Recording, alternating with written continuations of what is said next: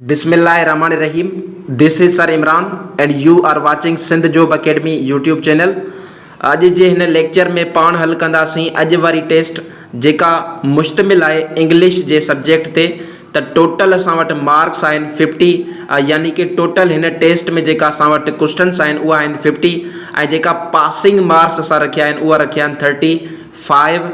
त हिन वीडियो खे ॾिसिजो, हिन में मां पूरी जी पूरी टेस्ट तव्हांखे कंसेप्चुअल वे सां जेको आहे सम्झाए छॾींदुसि। हाणे हिन टेस्ट में तव्हांखे रीडिंग कॉम्प्रिहेंशन जा questions, error detection, correct spelling, synonyms, antonyms ही सभु मिली वेंदा। त अचो था पंहिंजी टेस्ट खे हल कयूं। हाणे असांजा जेका पहिरियां 10 MCQs आहिनि उहे आहिनि reading and comprehension J portion ते। हाणे रीडिंग कॉम्प्रिहेंशन में हूंदो छा आहे त उनमें हूंदो आहे तव्हांखे हिकु पैसेज मिलियल हूंदो आहे, उन पैसेज जे मुताबिक़ तव्हांखां क्वेश्चन्स MCQs जी फॉर्म में पुछा वेंदा आहिनि। ठीकु आहे, त पैसेज खे डिटेल सां पढ़ंदा कयो, जेका उनमें मेन शयूं आहिनि उनखे टिक कंदा कयो ऐं उनखां अलावा उनमें जेका डिफिकल्ट वर्ड्स आहिनि पैसेज में उनखे तव्हां नोट कंदा कयो। त ही तमामु ईज़ी पोर्शन आहे, को मुश्किल न आहे।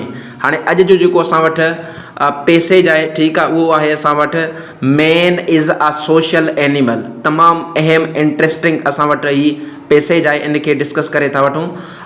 हाणे जेको असांजो पैसेज मिलियल आहे उनजो टाइटल छा आहे, man is a social animal. हाणे हिते मैन जो मतिलबु आहे इंसान। ठीकु आहे, मैन जो मतिलबु छा आहे, इंसान। त इंसान हिकु समाजी जानवर आहे।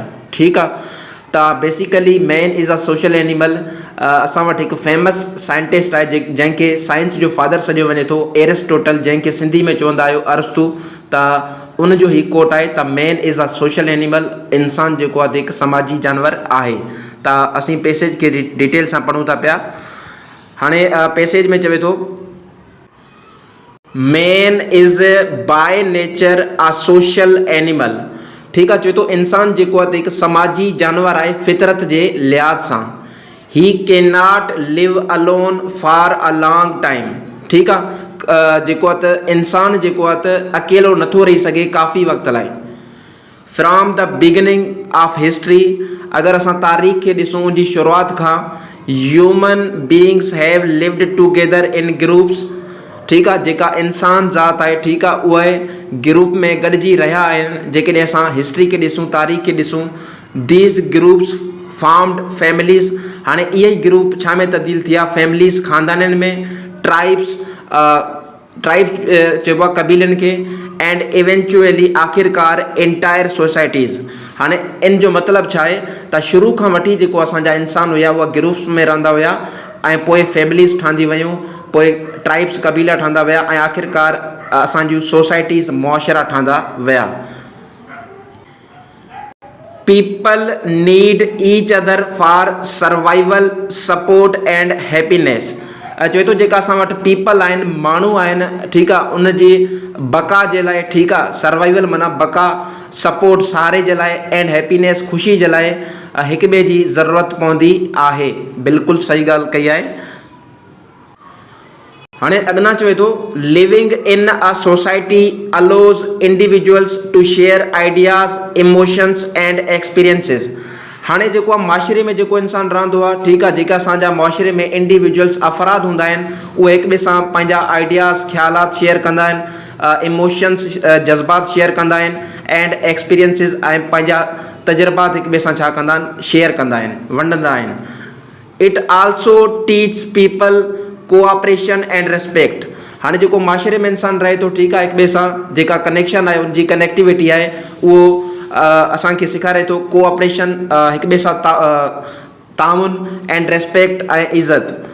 विदआउट सोसाइटी, मुआशरे जे बग़ैर, a man may become lonely and depressed. हाणे माशरे जे बग़ैर इंसान कमज़ोर आहे, ठीकु आहे, उहो तनाई जो शिकार थी वेंदो ऐं डिप्रेस्ड थी वेंदो। Human development both physical and emotional depends a lot on the company माना दोस्ती ऑफ अदर्स। चए थो इंसानी जेका डेवलपमेंट आहे, ठीकु आहे, चाहे उहा फिज़िकल जिस्मानी आहे या जज़्बाती आहे, उहा डिपेंड कंदी आहे दोस्ती ते, हिक ॿिए सां रहण ते। इवन इन मॉडर्न टाइम्स, हाणे जेको ज़मानो हले थो मॉडर्न टाइम्स वारो, people create communities to feel connected and secure. हिन मॉडर्न ज़माने में भी माण्हू जेको आहे कम्युनिटीज़ जे फॉर्म में रहनि था त जीअं हिक ॿिए सां कनेक्ट रहनि ऐं सिक्योर रहनि, ठीकु आहे, हिफ़ाज़त में रहनि। Society gives man a sense of identity and belonging. जेको माशरो आहे उहो इंसान खे बेसिकली हिकु शनाख्त ॾींदो आहे, ठीकु आहे। It helps individuals grow, learn and find something, find meaning in life. हाणे जेको माशरो आहे उहो जेका इंडिविजुअल्स खे, अफ़राद खे ग्रो करण में, लर्न करण में ऐं ज़िंदगी जी मीनिंग छा आहे, मतिलबु छा आहे, उनखे ॻोल्हण में हेल्प कंदो आहे। While technology has changed the way we connect. हाणे जेको टेक्नोलॉजी अची वई आहे उन जेको आहे त असांजी सोच खे, कनेक्टिविटी खे तब्दील करे छॾियो आहे। The basic human need to interact remains the same. हालांकि टेक्नोलॉजी अची वई आहे पोइ बि असांजो हिक ॿिए सां वास्तो रहे थो पियो, ठीकु आहे, असां हिक ॿिए सां कनेक्टेड हूंदा आहियूं। Thus, no matter how advanced the world becomes, चो तो को मसलो ही न आहे, केतिरी बि दुनिया एडवांस थी वञे, man will always remain a social animal. इंसान जेको आहे हिकु समाजी जानवर ई रहंदो। हाणे इन पैसेज में जेके असां वटि क्वेश्चन्स पुछा विया आहिनि उनखे हल करे था वठूं। MCQs नंबर 1 असां वटि आहे, चए थो according to the passage man is a social animal because. Passage जे मुताबिक़ त इंसान जेको आहे हिकु समाजी जानवर आहे, छा लाइ? हाणे 4 ऑप्शन्स आहिनि। ऑप्शन ए आहे he has no work to do, त ही ग़लति ऑप्शन आहे। ऑप्शन बी आहे he is afraid of animals, ग़लति आहे। ऑप्शन सी आहे he needs others for survival and happiness, त ऑप्शन सी हिते करेक्ट आहे। He needs others for survival and happiness, ठीकु आहे, ख़ुशी जे लाइ ऐं सर्वाइवल जे लाइ इंसान खे ॿियनि जी ज़रूरत पवंदी आहे। ऑप्शन सी हिते करेक्ट आहे। हाणे असां वटि क्वेश्चन नंबर 2 चए थो what do people gain from living in a society. माण्हुनि खे छा फ़ाइदो हासिल थींदो आहे मुआशरे में रहण सां? ऑप्शन ए आहे लोनलीनेस, ऑप्शन बी आहे एंगर, ऑप्शन सी आहे आइडेंटिटी एंड बिलोंगिंग, त ऑप्शन सी करेक्ट आहे। मुआशरे सां गॾु रहण में इहो फ़ाइदो हूंदो आहे त इंसान जी हिकु शनाख्त बणंदी आहे, आइडेंटिटी हूंदी आहे पंहिंजी। क्वेश्चन नंबर 3 असां वटि चए थो which of the following is not mentioned as a benefit of living in society. हाणे चए थो पैसेज में लिखियलु हुयो न त मुआशरे में रहण सां कहिड़ा फ़ाइदा मिलंदा आहिनि इंसान खे, इंडिविजुअल्स खे, त हेठिन मां कहिड़ो ऑप्शन्स आहे जंहिंजो ज़िक्र न आहे थियलु, ठीकु आहे। त ऑप्शन ए आहे शेयरिंग आइडियाज़, बिल्कुलु इहो करेक्ट आहे। ऑप्शन बी आहे लर्निंग टू फाइट, हाणे ही न आहे मेंशन थियलु, ठीकु आहे। ऑप्शन बी हिते करेक्ट आहे। ऑप्शन सी कोऑपरेशन, इहो मेंशन थियल आहे। ऑप्शन डी इमोशनल डेवलपमेंट, इहो बि मेंशन थियल आहे। जेको मेंशन न आहे थियल उहो थियल आहे learning to fight. Question number 4 असां वटि चए थो what role does technology play in social life according to the passage. Passage जे मुताबिक़ जेका टेक्नोलॉजी असां वटि आहे उहा समाजी ज़िंदगी में कहिड़ो किरदारु अदा करे थी?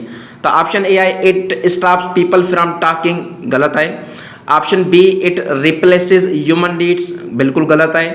Option C it changes the way people connect, option C हिते करेक्ट आहे। जेका टेक्नोलॉजी आहे, ठीकु आहे, उन कनेक्टिविटी, कनेक्ट थियण जो हिकु तरीक़ो बदिलाए छॾियो आहे। जीअं अॼुकल्ह व्हाट्सअप अची विया आहिनि, ठीकु आहे, उहे माण्हू फिज़िकल इंटरेक्शन कंदा हुया, हाणे जेको आहे ऑनलाइन इंटरेक्शन, वर्चुअल इंटरेक्शन करनि था, त इन जे करे हिते ऑप्शन सी करेक्ट आहे। क्वेश्चन नंबर 5 चए थो what may happen to a man without society. चए थो इंसान सां छा थींदो जॾहिं सोसाइटी न हुजे हा?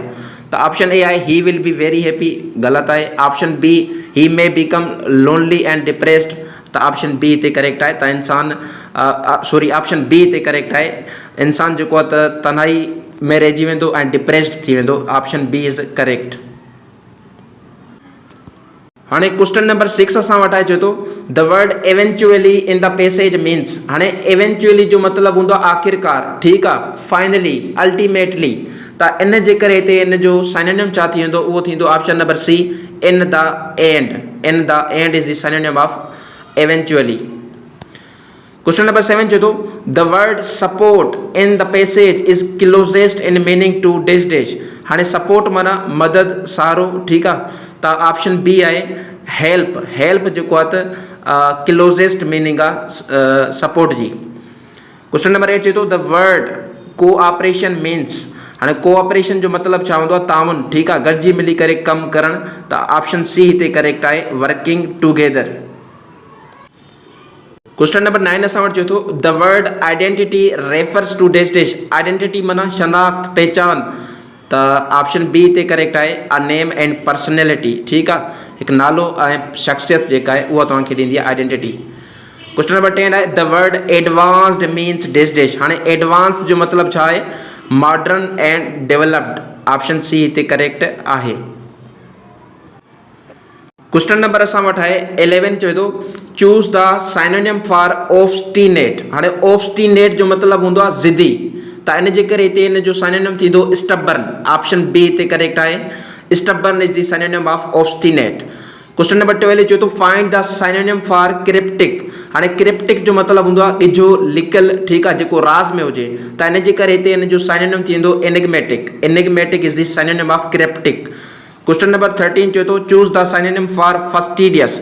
हाणे फस्टिडियस तव्हांखे मां ॿुधाए चुको आहियां, ठीकु आहे, तव्हांखे यादि हूंदो, इन जे करे हिते ज़्यादा एक्सप्लेन करण जी ज़रूरत न आहे। त इन जे करे हिते जेको साइनोनिम थींदो उहो थींदो option number B, meticulous.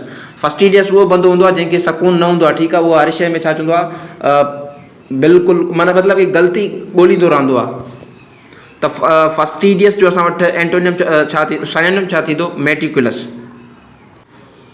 Question number 14 असां वटि अचे थो find the synonym for Garner. हाणे गार्नर जो मतिलबु हूंदो आहे गॾु करणु, ठीकु आहे, जमा करणु, कलेक्ट करणु। त ऑप्शन बी हिते करेक्ट आहे, collect is the synonym for Garner.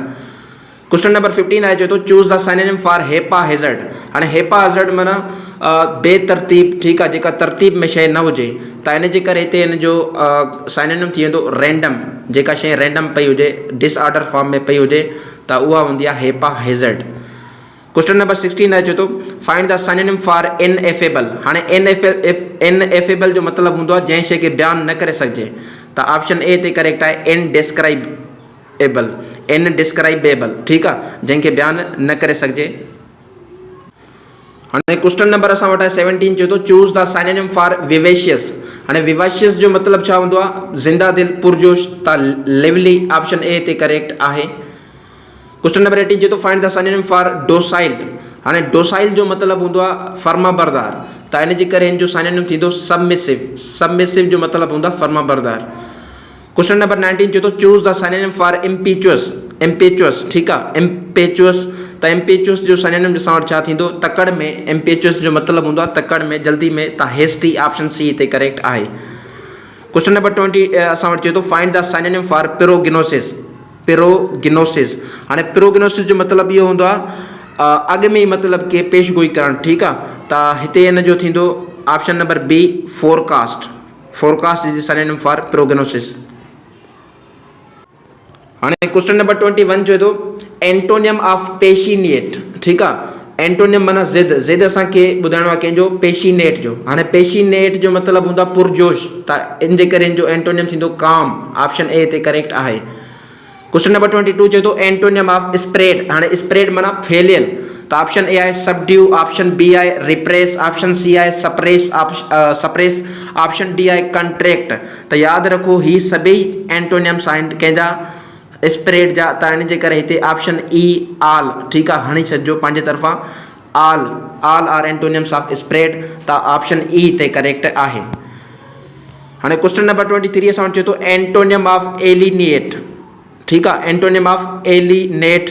त एलिनेट जो एंटोनियम छा थींदो। हाणे एलिनेट जो मतिलबु हूंदो आहे जुदा करणु, सेपरेट करणु। त हिते इन जो एंटोनियम थींदो असेंबल, यूनाइट। ॿई इन जा एंटोनियम आहिनि, ठीकु आहे। त हिते हिकु ॿियो ऑप्शन हणी छॾिजो, option number E, both C and D. Both C and D. Question number 24 चए थो एंटोनियम ऑफ फ्लेक्सिबल। त फ्लेक्सिबल जो एंटोनियम छा आहे, रिजिड। ऑप्शन बी हिते करेक्ट आहे। क्वेश्चन नंबर 25 चए थो एंटोनियम ऑफ इंसोलेंट। इंसोलेंट जो एंटोनियम छा थींदो, इंसोलेंट माना गुस्ताख। त ऑप्शन सी हिते थींदो polite is the antonym of insolent. Question number असां वटि 26 चए थो एंटोनियम ऑफ डिप्लीट। हाणे डिप्लीट माना ख़तमु थियणु, ठीकु आहे। त हिते असां वटि हिन जो एंटोनियम थींदो रिप्लेनिश। ऑप्शन बी हिते करेक्ट आहे। क्वेश्चन नंबर 27 चए थो एंटोनियम ऑफ फोरमोस्ट। हाणे फोरमोस्ट जो मतिलबु छा हूंदो आहे, जेको सभ खां पहिरियों हुजे, ठीकु आहे, इम्पोर्टेंट हुजे, अहम हुजे। त इन जे करे हिते हिन जो एंटोनियम थींदो अनइम्पोर्टेंट। क्वेश्चन नंबर 28 चए थो एंटोनियम ऑफ प्रोटेक्ट्स। हाणे हिते प्रोटेक्ट्स न आहे, ठीकु आहे, बेसिकली हीअ वर्ड आहे प्रोटेक्ट। प्रोटेक्ट माना हिफ़ाज़त करणु। त प्रोटेक्ट जो मतलब हूंदो आहे हिफ़ाज़त करण। हाणे इन जो एंटोनियम तव्हां लिखी सघो था पिया हार्म, ठीकु आहे, HARM, हार्म, नुक़सान पहुचाइण, ठीकु आहे, त ही इन जो एंटोनियम थी वेंदो। बाक़ी जेका हिते ऑप्शन्स आहिनि उनमें कुझु गड़बड़ आहे, त इन जे करे तव्हां हार्म यादि करे छॾियो, प्रोटेक्ट जो एंटोनियम आहे। क्वेश्चन नंबर असां वटि आहे 29 चए थो एंटोनियम ऑफ ब्यूटीफुल। हाणे ब्यूटीफुल जो मतिलबु हूंदो आहे ख़ूबसूरत, त इन जो एंटोनियम थींदो अगली यानी कि बदसूरत। क्वेश्चन नंबर 30 आहे एंटोनियम ऑफ टेराइबल। टेराइबल माना ख़ौफ़ज़दा कंदड़, डिॼार ॾींदड़, ठीकु आहे, त हिन जो एंटोनियम थींदो सूथिंग। ऑप्शन ए हिते करेक्ट आहे। क्वेश्चन नंबर 31 चए थो she agreed dash my proposal. Proposal माना तजवीज़, तजवीज़ सां एग्री करे थी, इन जे करे हिते जेको करेक्ट ऑप्शन थींदो उहो थींदो 2। जेकॾहिं एग्री करे कंहिं पर्सन सां त असां हणूं आहे एग्री सां विथ, त हिते प्रीपोजिशन 2 लॻंदो, छो जो प्रोपोज़ल सां एग्री थिए थो। She agreed to my proposal without any hesitation. Question number 32 चए थो we believe dash hard work and honesty. We believe in, option C हिते करेक्ट आहे। 33 चए थो he applied dash the job yesterday. He applied for the job yesterday. Option C हिते correct आहे। Question number 34 चए थो the teacher shouted dash the students. Shouted at the students. Option C हिते correct आहे। 35 चए थो they complained dash the poor service. They complained about the poor service. Option C हिते correct आहे। Question number 36 चए थो she depends dash her parents for support. She depends on her parents for support. Option B हिते correct आहे। Question number 37 चए थो I apologize dash being late. I apologize for being late. 38 चए थो he belongs dash a noble family. He belongs to a noble family. 39 चए थो the boy नोक्ड। हाणे जेको वर्ब नोक आहे इहो हमेशह पाण सां गॾु प्रीपोजिशन एट खणंदो आहे। ऑप्शन ए हिते करेक्ट आहे। The boy knocked at the door loudly. Question number असां वटि चए थो 40 चए थो she suffers from a severe headaches. ठीकु आहे, त सफ़र पाण सां गॾु प्रीपोजिशन खणंदो आहे फ्रॉम। ऑप्शन ए हिते करेक्ट आहे। हाणे उनखां पोइ असां वटि आहे करेक्ट स्पेलिंग जा MCQs, उनखे सम्झी था वठूं। क्वेश्चन नंबर 41 चए थो choose the correctly spelled word. Basically लफ़्ज़ असां वटि आहे ब्यूरोक्रेसी। ब्यूरोक्रेसी तव्हां ॿुधा हूंदा जेका CSS ऑफिसर थींदा आहिनि, ठीकु आहे, त उनखे चइबो आहे ब्यूरोक्रेसी। त ऑप्शन ए हिते करेक्ट आहे। BUREAUCRACY bureaucracy. क्वेश्चन नंबर 42 चए थो चूज़ द करेक्ट स्पेलिंग। हाणे बेसिकली वर्ड हिते आहे अक्वेंटेंस। हाणे अक्वेंटेंस जो मतिलबु हूंदो आहे वाक़फ़ियत, पहचान, ॼाण। त ऑप्शन ए हिते करेक्ट आहे। ACQUAINTANC acquaintance. क्वेश्चन नंबर 43 चए थो pick the correctly spelled word. Basically लफ़्ज़ असां वटि आहे एंटरप्रेन्योर। ठीकु आहे, एंटरप्रेन्योर माना कारोबारी शख़्स। त ऑप्शन ए हिते करेक्ट आहे। ENTREPRENEUR entrepreneur. क्वेश्चन नंबर 44 चए थो identify the correct spelling. Basically लफ़्ज़ असां वटि आहे हिरासमेंट। हाणे हिरासमेंट जी करेक्ट स्पेलिंग कहिड़ी आहे? ऑप्शन ए हिते करेक्ट आहे। HARASSMENT हिरासमेंट। क्वेश्चन नंबर 45 चए थो choose the correct spelling. Basically लफ़्ज़ असां वटि आहे मेंटेनेंस। ठीकु आहे, मेंटेनेंस। त ऑप्शन ए हिते करेक्ट आहे। MENTENANC maintenance. क्वेश्चन नंबर असां वटि आहे 45 चए थो चूज़ द करेक्ट सेंटेंस। असां वटि चए थो ऑप्शन ए आहे neither of the answers are correct. बिल्कुलु ई ग़लति आहे। Neither of the answers is correct. Option B हिते करेक्ट आहे, छो जो नाइदर जेको असां वटि आहे उहो पाण सां गॾु सिंगुलर वर्ब खणंदो आहे इज़। त इन जे करे neither of the answers is correct, ही ऑप्शन ठीकु आहे। क्वेश्चन नंबर 46 चए थो चूज़ द करेक्ट सेंटेंस। हाणे हिते जेको करेक्ट सेंटेंस आहे उहो आहे असां वटि option number B. If I were you I would reconsider the offer. हाणे इहो बेसिकली सेकेंड कंडीशनल सेंटेंस आहे। ठीकु आहे, अनरियल एंड इमेजिनरी कंडीशन्स लाइ जेको इस्तेमालु थींदो आहे। क्वेश्चन नंबर 47 चए थो choose the correct sentence. Option A आहे each of the students have. त इहो बिल्कुलु ग़लति आहे। ऑप्शन बी आहे each of the students has completed the assignment. त ऑप्शन बी हिते करेक्ट आहे। Each of the students has completed the assignment. Each हमेशह पाण सां गॾु सिंगुलर वर्ब खणंदो आहे। हाणे उनखां पोइ असां वटि आहे चए थो choose the correct sentence. Choose the correct sentence. Question number 48 हाणे हिते जेको करेक्ट आंसर आहे उहो असां वटि आहे option number B, she suggested that I take a break, that class तो आणंदावे सजेस्ट वर्ब खां पोइ। क्वेश्चन नंबर 49 चए थो choose the correct sentence. Option ए असां वटि आहे ही demanded that the work is done immediately, ग़लति आहे। ऑप्शन बी आहे ही demanded that the work be done immediately, त ऑप्शन बी हिते करेक्ट आहे। सब्जेक्टिव मूड हिते इस्तेमालु थींदो। हाणे असां वटि जेको क्वेश्चन नंबर 50 आहे चए थो चूज़ द करेक्ट सेंटेंस। हिन में जेको करेक्ट ऑप्शन आहे उहो असां वटि आहे option number C. Option number C छा चए थो hardly had I arrived, sorry option C न थींदो, हिते थींदो hardly had I arrived when it started raining, त ऑप्शन ए हिते करेक्ट आहे। बमुश्किल सां मां पहुतुसि त बरसाति शुरू थी पई, त हार्डली हैड आहे हिकु, हिते तव्हां इन्वर्जन जो कॉन्सेप्ट हणंदा, ठीकु आहे, जेको इंग्लिश ग्रामर में इस्तेमालु थींदो आहे। Hardly had I arrived when it started raining, option B, option A हिते करेक्ट आहे। Thank U.